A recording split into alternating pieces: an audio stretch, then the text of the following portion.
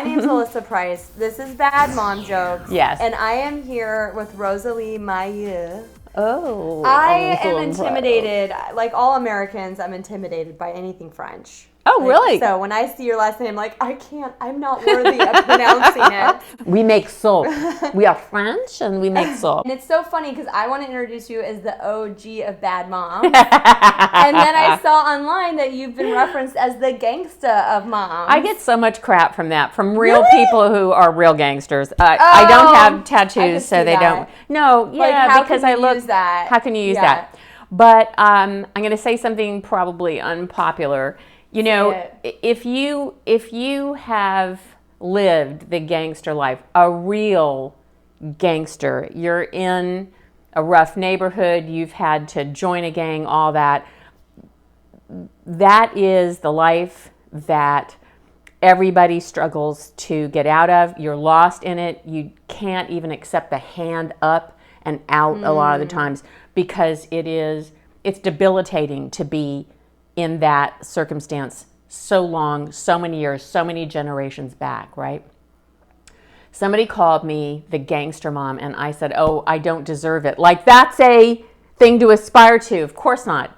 But I once took a drug dealer to lunch to find out why they were after my kids, your kids, anybody's kids so much, to find out the answers. And this guy said to me, he said, Rosalee, that's a gangster move.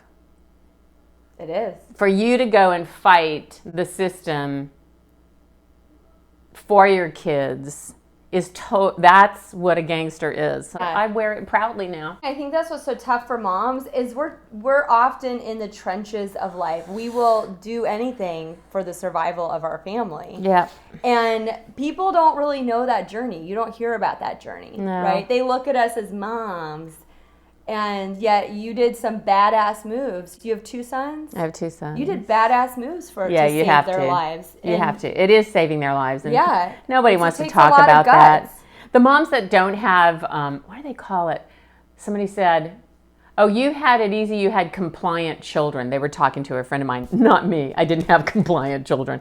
But the people who really are born with easier kids, right? For whatever reason, there are some people that are easier to raise, some people that are harder to raise.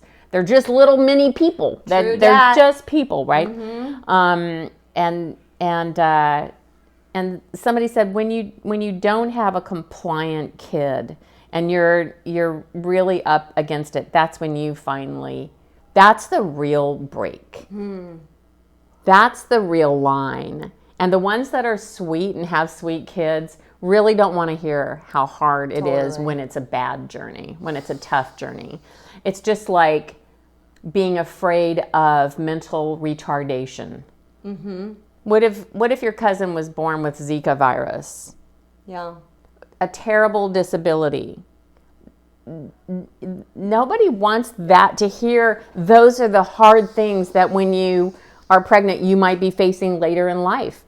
You don't know. It's a crapshoot. Anything can come out of your VV. And anything will. For people that are not moms yet, anything will. Let me tell you. I know. I'm sorry. That's the dark side of parenthood. Well, but that's the thing. You're so right. The parents that are not walking that walk, they don't want to hear it. And it's scary for them. I understand. Well, yeah, and I get that because I used to be on the other side. Like, my daughter was diagnosed with type 1 diabetes a year and a half ago. Oh, shit. Yeah. I'm sorry. And then a month. Thank you. I am earning that bad mom hat. Yeah, you are, really because if you weren't on top of it, she wouldn't be here. Absolutely. Every day. Every day. And then 2 months ago, she was diagnosed with celiac disease. Oh, so, yeah. She's going through it. She is, and more than her, me, because I'm in the kitchen now, and I hate the kitchen. I'm making shit from scratch that she refuses to eat, and this is my battle every day, like with these little kids. It is. And other moms that aren't going through it, like, I can see that glazed over, and I'm like, oh my God, I just talked too much about it. I better save this for the I was at a commercial audition, and if you audition a lot, ladies, gentlemen, whoever's watching this, audience, fans, it's like a marathon. Whoever you start auditioning with in your acting career, you're the same age group, category. You're going to see those same people for 40, 50, 60 years. So be nice to them, right? So I was sitting and I was crying because my kid was in this terrible situation. And I had 2 moms get up and go and sit across the room from me to get away from hearing negative things, because they were in the middle of mommyhood when it was all sweet and pretty. And my life wasn't sweet and pretty. It wasn't. And it was, somebody says, how are you? I would do 2 things. I would either talk about my career and people would say, oh, she's so shallow. Or I would tell them the truth and they would go, I'm going to go sit away from this woman. Yeah, no, I've gotten really good at saying, like, everything's great.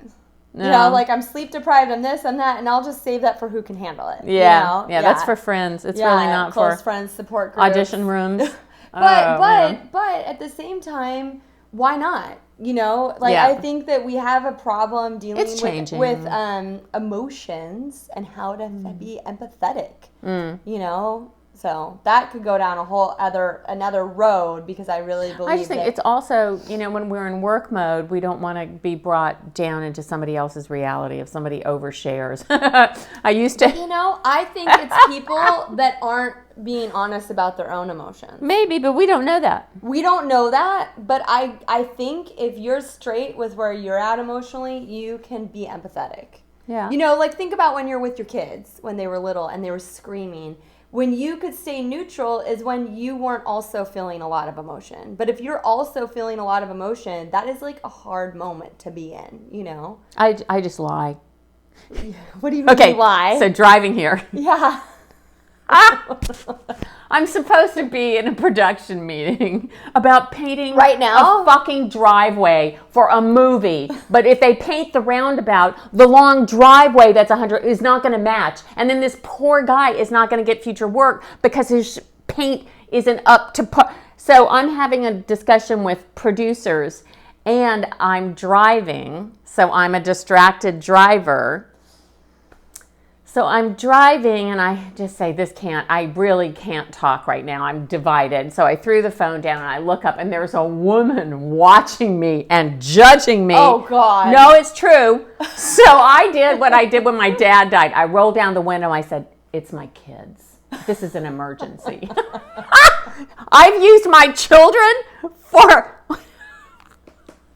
to not date men, to date men, to not go to work, to go to work. I use them as an excuse for everything. Officer, it's my first day of my period. I'm bleeding everywhere. Let me speed home.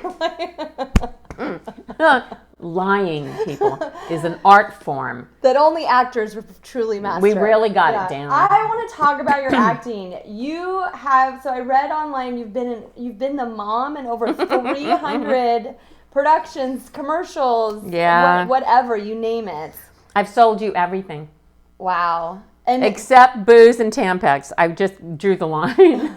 But so you would say no, like, if to it's something, to some campaigns, like, I don't want to be that are gross. Into that. Yeah, no, there's a couple of people I won't advertise for. Mm-hmm. I'll probably get in trouble for saying this, but Walmart is a company that moved into my hometown area. And they literally cut prices to the point where it put all the small businesses out of business. And my mom refused to shop there because she saw it. Now, she was a certifiable genius, but born in the Depression. So when I said, Mom, you get it. Why don't you run for office? Oh, no, I couldn't. Mom, why don't you, sue the banks? Oh, I couldn't. So she never was a big mouth like me. She was a very peaceful woman. But she explained to me the economy. So here I am, an actor. I'm a single mom. I got to support the kids. And they would offer booze and cigarettes and Walmart. And I couldn't do them. I couldn't not, but I couldn't do them. I couldn't do it. So, but I've sold you every car company. My dad was a used car. Commercials are great, dude. Every car company, every car, and all over the United States. It's been so beautiful in Europe. That's awesome. Yeah. Good for you. Mein neue Ford Fiesta ist beim hinten vorne komplett ausgestattet. I messed that up. But anyway, I learned how I had to do it in German. Wow. So, commercials were my, I guess, bread and butter. Absolutely. And then movies and sitcoms. I came out here to LA on a comedy contract with ABC. I was the last contract they ever did with a comedian actress to star in a sitcom. And I was supposed to come out and they were going to write something for me. They never did. But back in the day, you didn't know that you could write. You weren't supposed to be a slash. You couldn't be an actor slash comedian slash producer slash director slash mom. No. You had to be one thing.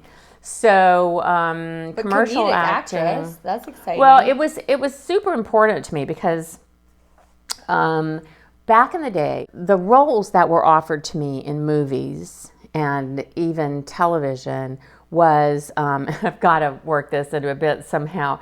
Like I was in this Richard Gere this thing, and they said, "We know you said no nudity, but there's a scene where you're running through the forest and accidentally somehow your top just falls off and it's just a tasteful shot. That's okay, right?" God. So I said no, and I didn't get the movie, and Richard Gere called me and just said, why would you tell them no? Just fake it. Just faint on that day and ruin the shot, but don't tell them no. This is your career. And I wasn't smart enough to sort of play them. I just said no. You really have to be effing smart. You have to be smarter than me. You have to be smarter than I am. I'm the same way. I've had men that work in the industry look at me and be like, "You'll never work because you don't get it." Oh, yeah. I've had that. Because I don't get, I feel okay saying no to men that are sleazy. Yeah. No, you don't get very far doing it this way. Right? But I mean, you have to make a decision. As a woman, who you are, what your ethics are. Our examples have been from men, so we don't have a lot of businessman experience. Right. I was watching back when Sex and the City was on, this actor that I knew as a dad, and we showed up at school the next morning, and he leaned over to kiss his daughter goodbye on the school ground. And I saw his ass, and I thought, I saw that, but naked, last night on Sex and the City, and I thought, oh, they would see my boobs, and as young boys, maybe need to protect my honor, maybe get into a fist fight, maybe get brain damage. And at that point, that was the day I made the decision. No nudity. No, I made that decision a long time ago, but to stay in commercials. I didn't have to say no as much. It's a very clean-cut living. And that's where I found a place where I could be funny, best writing, quick. And that's where I trained. Now, I feel like I could tell anybody how to book a commercial. It's super silly, but so easy. You have to so believe. You have to so be in that world that you can turn on a dime. I had this Sara Lee Cakes come up to me, this client, and just said, "We just wanted to meet you to see if you were like this in person." So you become a character and you get to turn it on just a second. I probably can't turn off my sarcasm. Very rarely do you get to be sarcastic. And when I don't book, it's because I've been sarcastic. Yeah. Honestly, that's the truth. You're right. Totally. Good observation. Yeah, they don't want that. They want you to love their product enough to rep their product. So you really have to be sincere about it. And if it's something you don't believe in, don't do it. It'll show. You won't book it. You will have wasted 3 auditions to get the job, and it's bad for them. It's bad for you. Just don't go. Yeah, interesting. Yeah, I showed up at a commercial, and it was for cheese. Cheese. But when I got there, the scene was, and they did not say this to my agent before I got there, or I would have never wasted my time. The audition was, get on all fours and pretend you're a mouse sniffing around for cheese. And you're like, that's not gonna happen. You know what? If that was I would probably love that. No. If it was in, this is my kind of audition. Exactly. And those are the girls that should have been there. So my way out, if please don't share this terrible secret. Here's how you know if Rosalee is not going to do something. I have an instant attack of diarrhea. Oh my God. It works at Thanksgiving dinners. It works on shoots. I just, Oh my God, I'm so sorry. Oh my God, I have to go have diarrhea. Oh, nobody questions you. They don't want to be around you. They stay away from you. They never talk to you again, but you're out. Oh my God, I love you. That's amazing. Oh my gosh, that's what you could have done for that scene running through the glade naked. You could be like no one wants to see nobody would have. If you're running to the toilet. But I wasn't smart enough. I was young. I didn't get it. I did. I learned how to lose a movie. If you want classes on that, I can tell you. Gut-wrenching though. And that's why I'm doing this, because I'm really trying to give women permission to be people. And I think it's so sad that, like, what we do as moms, how much we sacrifice of our person to protect our children. And because there's so much pressure on our image and all of that as women, we're put on a pedestal as mothers that are immaculate, you know? But right? That's why you were like, I can't do the nudity because I'll embarrass my sons. No. Yeah. That's about safety. Let me tell you something. I come from the South where there's a lot of good old boys drinking beer in bars. And this actually happened. My neighbor's son was murdered accidentally in a bar fight. He just got hit wrong. It just hit his temple. It wasn't intentional. It was an accident in a normal beer drinking. Fight. His friend was in a fight. He went in to help his friend. He got clocked in the temple and he passed away. Oh my God. When you raise young men, they can be very protective of their moms and dads and brothers and sisters, right? Why would I put my sons in a position when they feel they must protect me? Your Honor. What kind of foolish setup is that? Not my boys. They have temper. That's not going to work. I can't do that. Coming from a farm in Louisiana where... But what sacrifice maybe for in the you? city. Your whole life. What, I sacrificed not showing my titties in a bad movie with Richard Gere? Yes. No sacrifice, guys. Perfect. But what actress doesn't show her titties all over television? Like, that's the thing. Is like when that's your choice. That's fine. I'm just saying individually. You can't even work without doing it, you know. And you love. Well, you acting. have to consider people. Yeah. You know, the hardest thing that I learned as a parent is there's a kid in the house and it's not you. You're the grown-up. You're in charge. You're such a good mom. No, I mean, I'm sorry, kids. I would show my titties. Spielberg, they're yours. They still perk. I'm telling you. Let's go titty topping. I really, honestly, I'll settle for any. I've accepted a long time ago. I've said yes to so many crappy things. I clearly am a sellout. I am clearly a narcissist. I have a show. Like, it's, you know, you just got to say, this is what I've wanted to do since I was a child, and I clearly have, something's wired incorrectly, you know? Well, you just have to put your kids first. The problem is parents who put, you know, once you make that commitment to raise another human, there is still life after they leave. Right. If I want to get naked and ride a bicycle around Santa Monica all the day, my boys are grown men. They would laugh. They would not have a problem with that. You're but free for all. That 9/11 happened, the boys were teenagers, and I think maybe 8 and 13, or young, right? They were young. The newspaper came out, yes, a newspaper.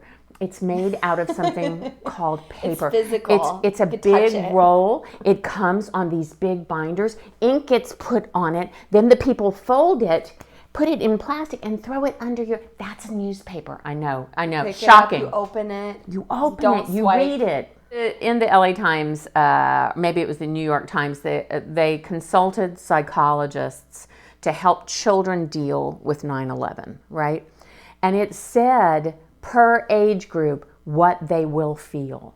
Somebody figured this stuff out, and I read it, and it was actually an excellent article. Wow. And it said the difference of what my older son was going to feel because he was approaching teens, and the younger one was too young and what he would feel, and they nailed it. Wow. They nailed it. The big one wants to go to war and fight. That would be my fear. So that's the thing. Yeah. That's the thing. If I put them in a position where that gene, that whatever, comes up in them, they will fight. And they're weenies, so they get the shit beat out of them, and they would fucking die in a bar protecting my tits. So I can't have that. I take responsibility for what I put out there. This, and this is what's so perfect. You are the original gangster bad mom, and you own that title. And I own the title of bad mom, but essentially down at our core, we're amazing moms. That's the juxtaposition There's that lots I keep of room for different kinds. To people. Like, what is it to you? What is your definition when you hear someone say like Bad Moms Club or you see a bad mom meme? What is that movement to you, like that you're seeing online? I don't know if you're seeing it. But... I think you're 100% right. It's making moms human instead of this ideal of what a mom is, the ideal of what a dad is, the ideal of what a girl and a boy are. All that stuff is starting to gently break down, and your podcast is part of that movement. It's important. I appreciate you saying that, because what's hard is, like, I tried explaining the bad moms concept to some agents at an agency. No. And they looked at me like I was speaking another language. You were. And they were. But don't be surprised. You are speaking another language. Interesting. So a movement can be Chinese happening. dogs. No, are you really I'm thinking of adopting a Chinese dog? Something known as the Canyon Country Store. It's a famous little shack neighborhood market in Laurel Canyon. In the Hollywood Hills. And they bring dogs out of dog meat factories in Asia. And they bring them to the States hoping that they will be adopted out, and they perform this service and we all give money, and it's really sweet. Well, this like 12 dog batch of pictures he sent out, my 2 dogs have passed away, and I thought, is it time for a dog? And then I realized I'm going to try to say sit, and the dog's going to go, and I'm going to say food. He'll know that one. But so what? I'm going to have to speak Chinese or something. How many words can a dog know? Like 16? You're going to have to learn like 16 I bet 60 new Chinese words. Yes. Yeah. It's in preparation for doing comedy in China. Do you have any? No. It's so funny. Oh my gosh, you do stand-up. Beijing. I know Beijing. You do a stand-up set in China. I'm going to say Beijing. Beijing.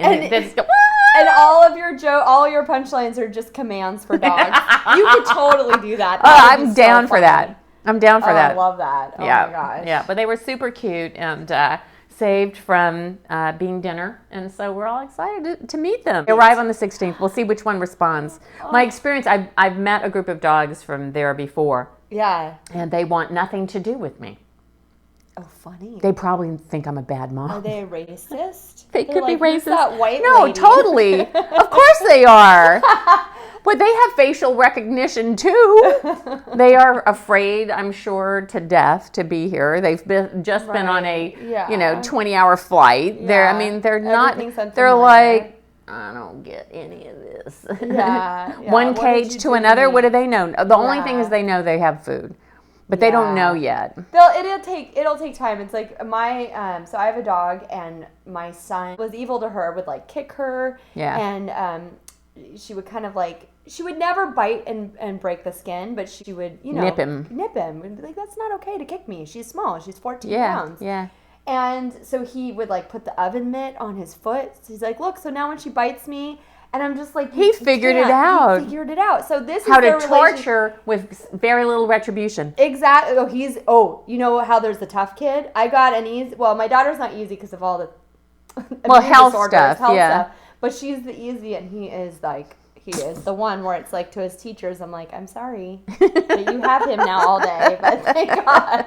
But Can I give you some more money? He's a little angel, but underneath, but like, oh my God.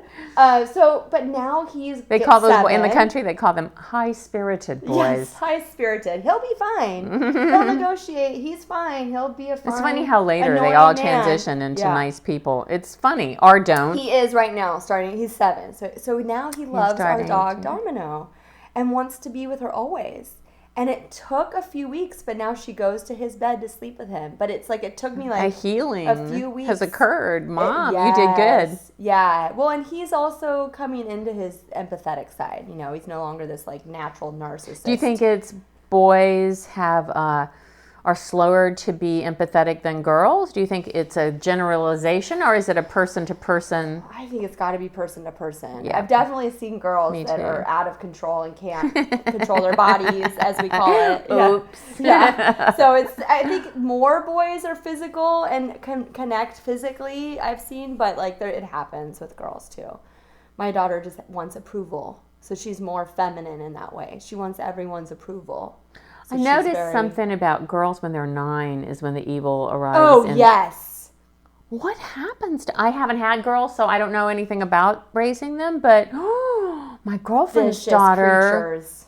What happens? I don't know. I remember it happening. I remember girls being really awful at that I don't remember, because I grew up in the country where there was something, I don't know if this is what this word is a derivative of, but they were called gigis. And the gigis spoke as much French as English.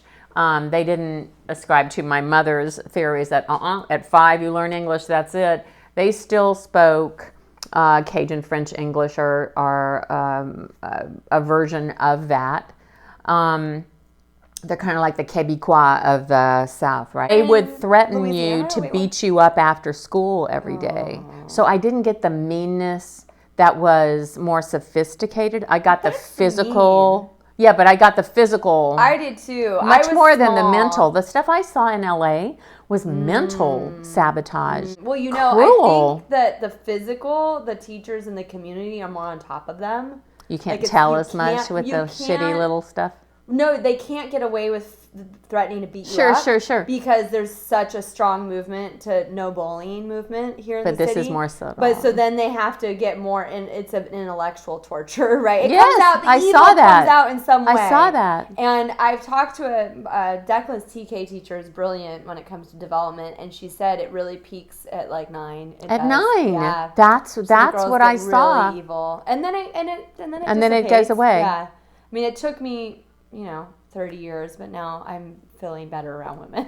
I'm getting there. I've had a hard, I get more nervous at an all-female mic than I do when it's a bunch of men that, I'm invisible. I feel invisible with the men, so I feel safe. With the women, I hear the critical, and I'm afraid. And did you grow up with men or girls? What did you grow up with? More men? I'm close with my mom, but no sisters, a lot of boy cousins. I grew up with all boys, and I had all boys. Yeah. So I was the only girl. Were you, when you started to be around women? I think I was intimidated that I would be critiqued and held to a different standard, and the opposite has happened. Where I met you at the all-female mic, I never found more support. When I took that same joke, which was female-driven, to a mic where it's 90% men, it failed. Yeah. And in this venue, it was a massive success. So I think we do have a telepathic way of understanding each other's material like nobody's business. Yes. Yeah. Even if it's a person who's recently identified as female, even they get that magnetic connection of what the fuck we're talking about, right? That's true. That I find that the men have no clue and are very intimidated. I watched a tape last night of someone doing roast battle, and the comments from the judges were like, "Oh, it's razor close." Dude, are we watching the same roast battle? Because she was the clear winner. Clear.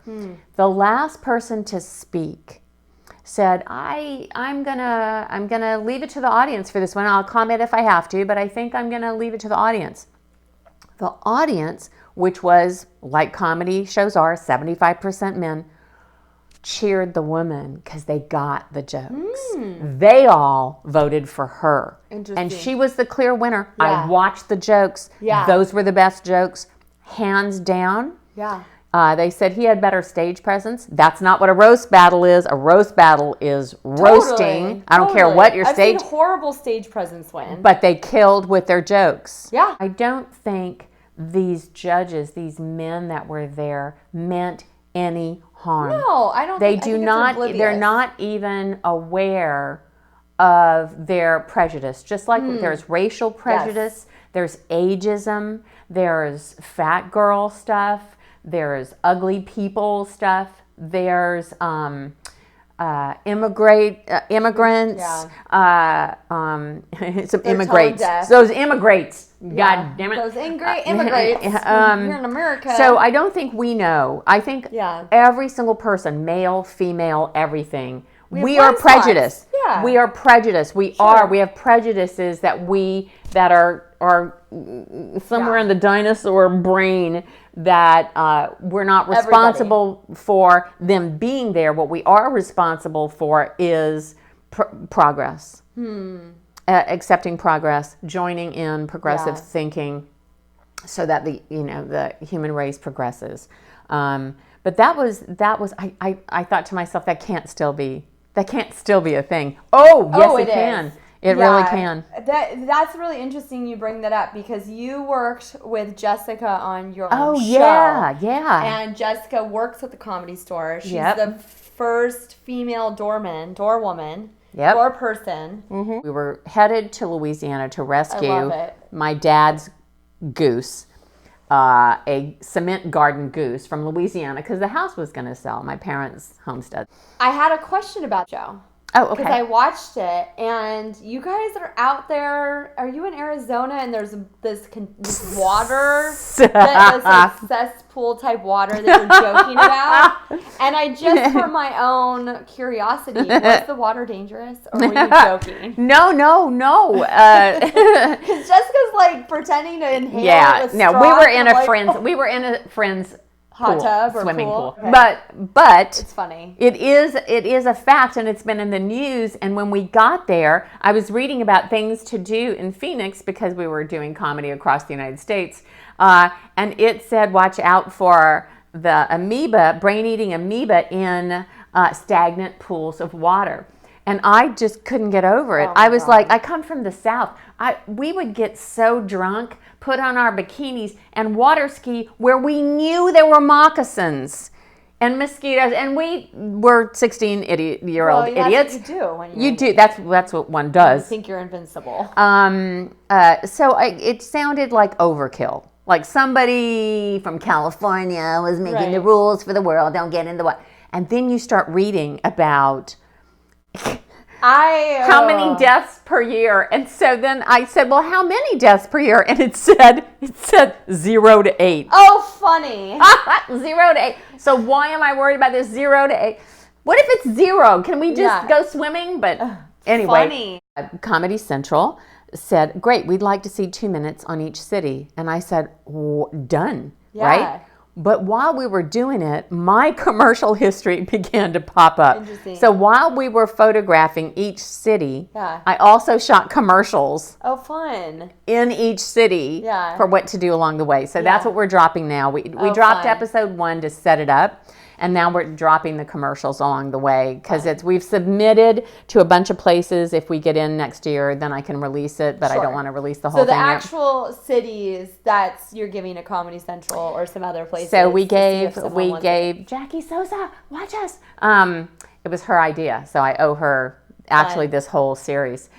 So we left LA, we went to Phoenix, we went to El Paso, we went to Sweetwater, where there's a rattlesnake contest. Oh, I love it. Oh, yeah, we did that. I love it. Dallas, where I had a big fail. That was fun.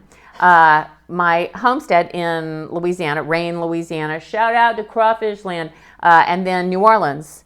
And in the middle of that part, Jessica gets tapped by Eliza Schlesinger, famous comedian, if you guys know, right, to open for her. Or I think it was her wedding. So Jessica flew back and left me alone. Yeah, but she can't say no to her. No. So I went and did New Orleans by myself, and then drove all the way back. So it was that was our first tour, and now we're working on our second. Wow, that's so great. That was season 1. Very fun. How did you connect with Jessica? So Jessica was the first female door guy at the Comedy Store, and I wasn't going to talk to any of the guys, so I would talk to her every time I went there.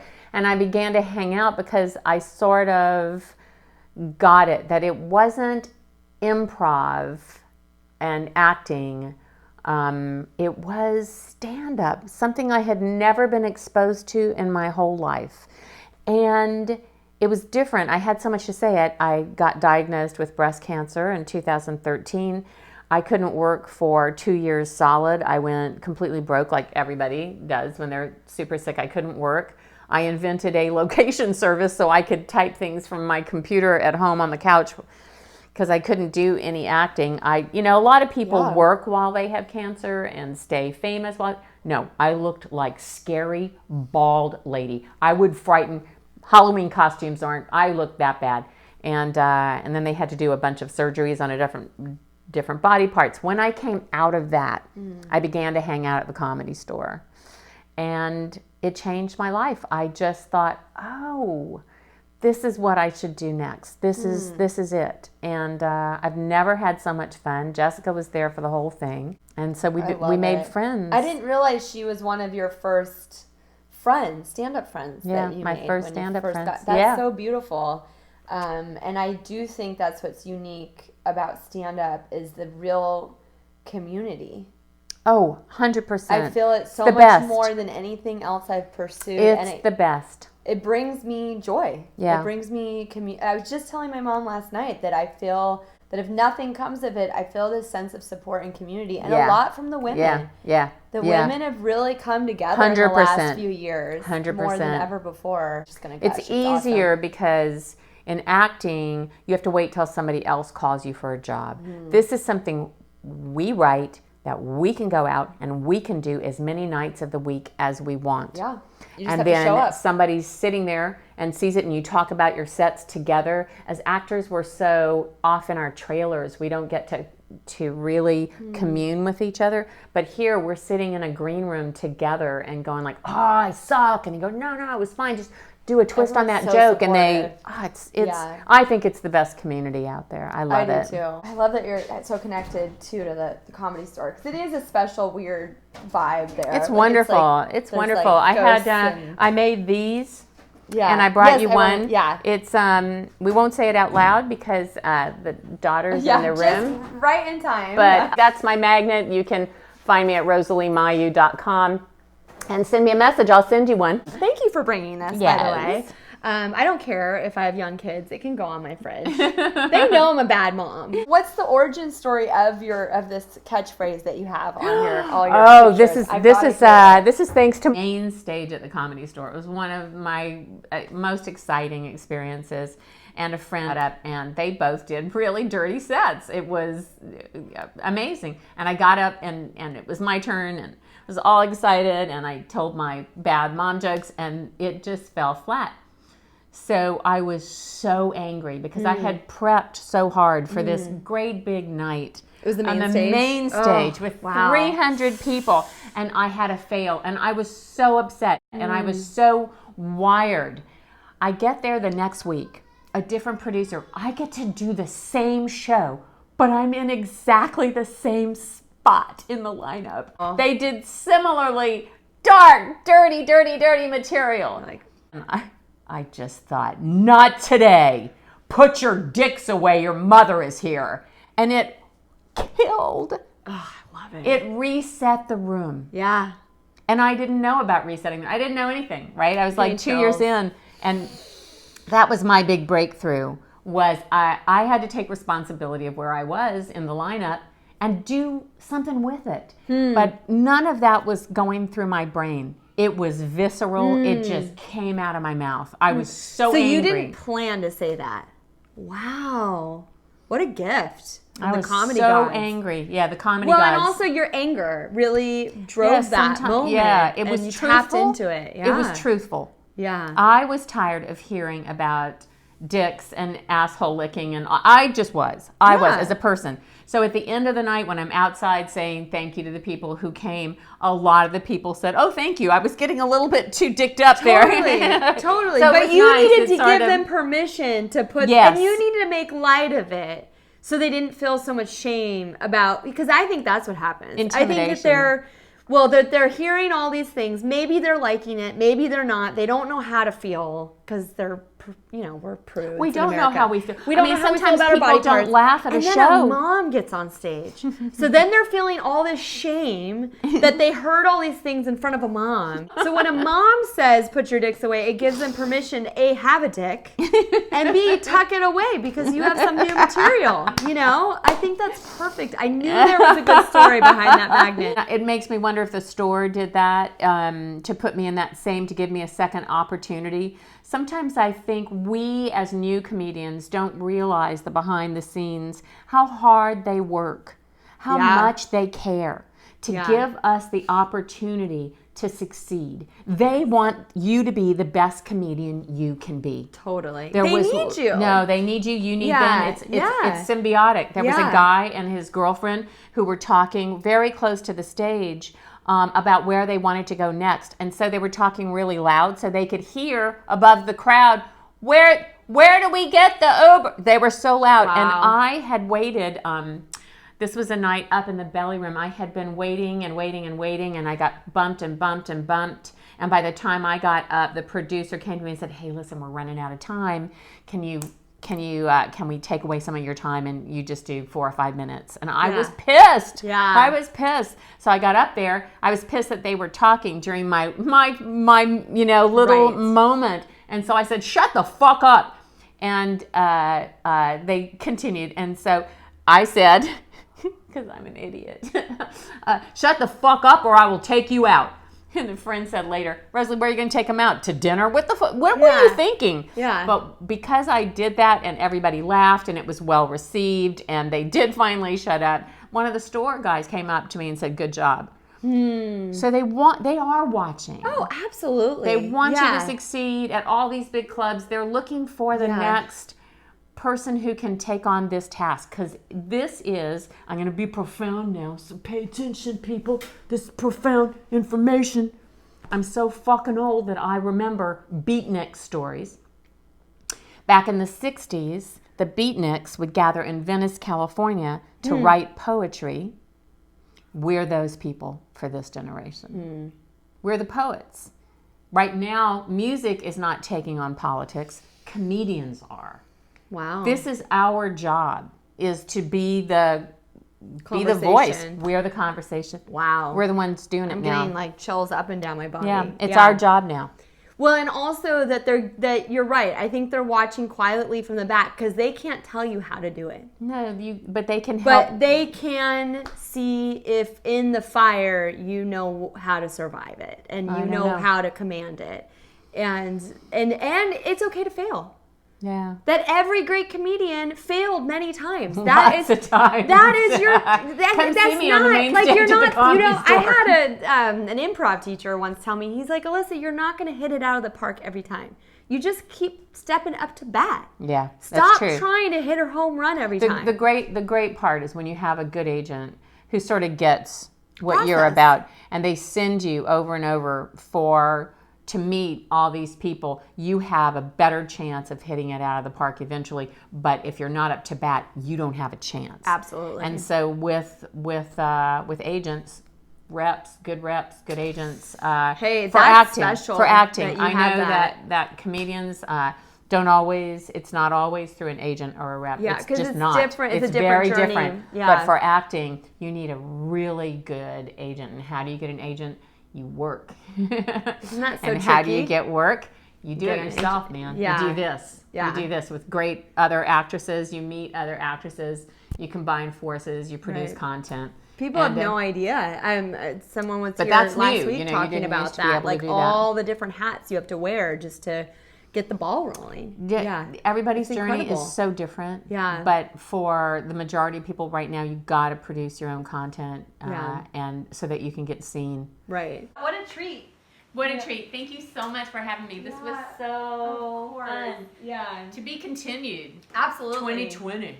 2020. 2020. Bye.